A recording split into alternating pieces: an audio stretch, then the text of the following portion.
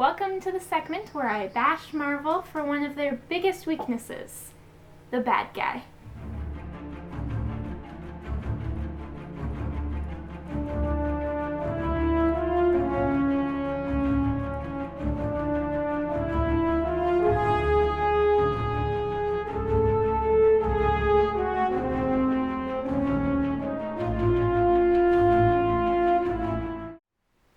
Before I get into the video, please don't forget to like, comment, and subscribe.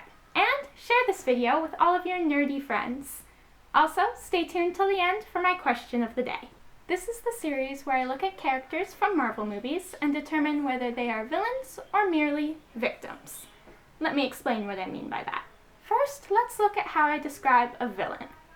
The villain is the true bad guy of the story, the one pulling all the strings, the one who knows exactly his plan and how he's going to execute it. The villain provides the physical conflict in the story. They're a physical being that the hero has to oppose. They will also have an agenda that goes against the hero's own goals. Finally, a villain's decisions and actions are ones that go against our human moral code. Next, let's discuss what I refer to as the victim.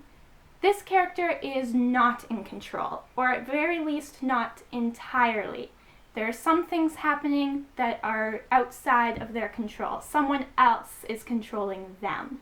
Secondly, their agenda sometimes aligns with the hero's own goals, though not perfectly. This final point is one of the most important ones that I will be looking at when I determine whether a character falls into the villain or victim category. And that is their understanding of the human moral code. Now, what I mean by that is this character has a different understanding of the code than we do.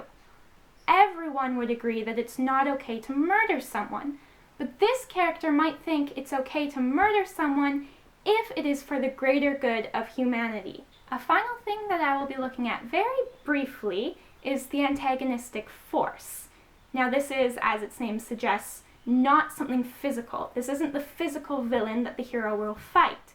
It is often what is controlling the victim.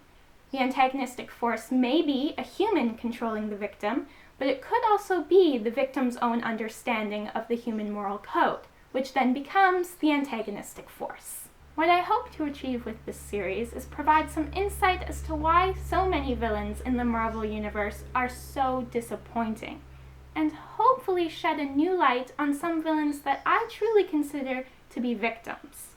Now it's finally time to look at the big bad in the first Iron Man movie, Obadiah.